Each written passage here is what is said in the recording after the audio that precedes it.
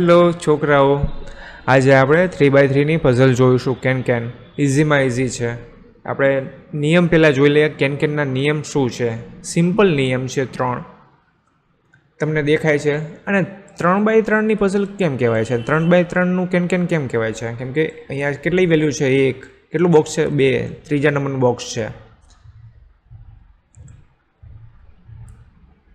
એક કોલમ, બીજી કોલમ, ત્રીજી કોલમ. એક રો, બીજી રો, ત્રીજી રો. આ રો, આ કોલમ. 3x3માં કેટલા ટોટલ બોક્સ છે? 9. તો આને 3x3 ની પઝલ કહેવાય છે. 1 2 3 4 5 6 7 8 9. ઓકે, ચલો હવે તમે જોશો આની બાજુમાં એક નિશાની છે ડિવાઈડની, આની બાજુમાં મલ્ટીપ્લાયની નિશાની છે, આની બાજુમાં સબસ્ટ્રેક્શનની નિશાની છે, આની બાજુમાં એક પણ નિશાની નથી, આની બાજુમાં એક પણ નિશાની નથી. તો આને શું કહેવાય છે? ફ્રીબીસ. તો આપણને એક સુપર પાવર મળેલું છે કેનમાં પઝલ સોલ્વ કરવા માટે.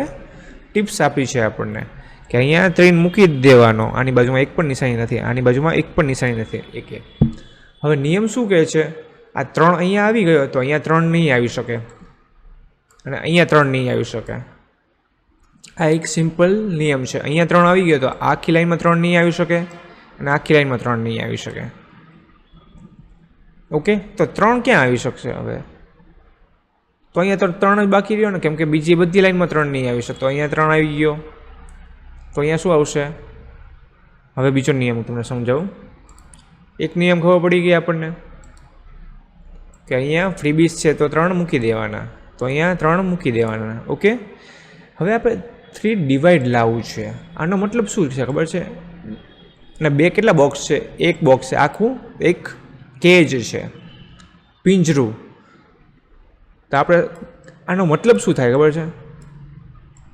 એક નંબર ડિવાઈડ બાય બીજો નંબર ઇક્વલ ટુ 3 લાવવાના છે. એટલે મતલબ કે અહીંયા 3 ને આ ડિવાઈડ છે એ અહીંયા સાઇન છે એની. તો કેવી રીતના આવશે? ઇઝી. અને 3x3ની છે, મતલબ કે આપણે કેટલા નંબરનો યુઝ કરવાનો છે? આ એક સૌથી ઇમ્પોર્ટન્ટ નિયમ છે. 1 2 અને 3 નંબરનો યુઝ કરવાનો છે આપણે. તો અહીંયા શું આવશે? 3 તો આવી ગયો, તો અહીંયા 1. ઓકે, અહીંયા 4/3 છે, તો અહીંયા કેવી રીતના આવશે? 4. અહીંયા 4 મૂકી દેવાનો છે, અહીંયા મલ્ટીપ્લાય મૂકવાનો છે, અહીંયા એક નંબર આવશે, અહીંયા બીજો નંબર આવશે, અને અહીંયા તો 3 નંબર આવશે. તો 3 કેવી રીતના બનશે? 4નો તો યુઝ જ નથી કરવાનો. તો શું છે? 2 2 and 1. હવે 2 2 1 અહીંયા કેવી રીતના આવશે? જો અહીંયા 2 મૂકશું, અહીંયા 2 મૂકશું, અહીંયા 1 મૂકશું, તો આ તો આવી રીતના આ નિયમ છે જ નહીં. આડી અને ઊભી લાઈનમાં 2 2 ના આવવા જોઈએ. તો કેવી રીતે કરશું? તો ક્યાં મૂકશું? અહીંયા. તો કેવી રીતના મૂકશું?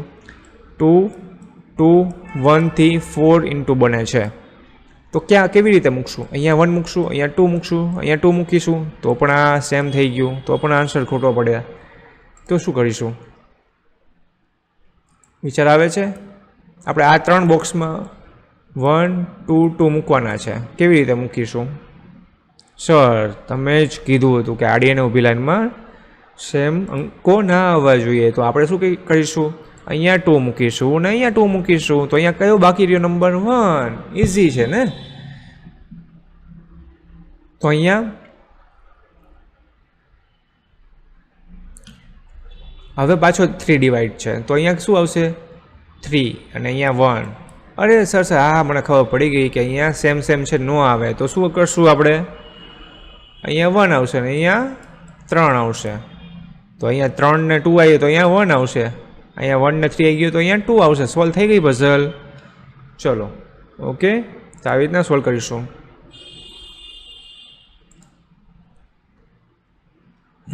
શું કીધું? અહીંયા 2, અહીંયા 2, અહીંયા 1, અહીંયા 3 આવશે?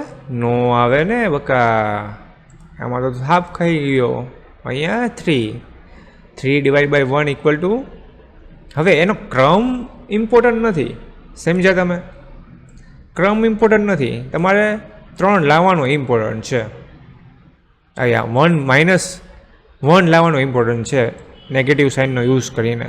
હવે ક્રમ ઇમ્પોર્ટન્ટ નથી કે અહીંયા હું 2 મૂકીશ, અહીંયા 1 મૂકીશ તો જ અહીંયા 1 આવશે. ઓકે, ઇમ્પોર્ટન્ટ નથી. અહીંયા 1 પર મૂકી શકો, અહીંયા 2 પર મૂકી શકો.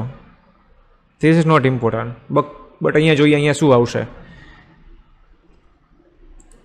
જો અહીંયા શું આવશે, 3 ને 2 આવી ગયો તો અહીંયા ઇઝી છે 1, અહીંયા 2 ઇઝી છે, થઈ ગયું સોલ્વ.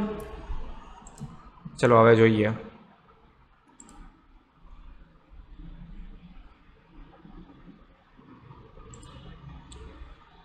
જો ફ્રીબીસ આપણને કયા છે, આ છે ફ્રીબીસ અને આ ફ્રીબીસ છે. અહીંયા જો 3 ડિવાઈડ લાવવા છો કેવી રીતના આવશે, 3 divide by 1 equal to 3. Okay,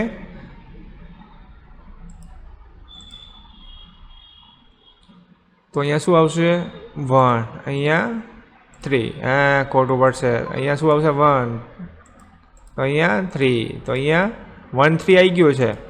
એક જ બધી રોમાં નંબર રિપીટ ના થવો જોઈએ. સેમ વે બધી એક કોલમમાં બધા નંબર રિપીટ ના થવા જોઈએ. તો અહીંયા 2 આવી ગયો, 1 3 આવી ગયો, તો અહીંયા શું આવશે 1 આવશે, સિમ્પલ. અહીંયા 3 આવી ગયો તો અહીંયા 1 3 આવી ગયો, તો અહીંયા શું આવશે 2 આવશે. જો હવે આ સોલ્વ થઈ જશે આખું. 2 3 ને 1, 3 2 ને 3 1 ને 2 થઈ ગયો સોલ્વ. ઓકે, બીજું એક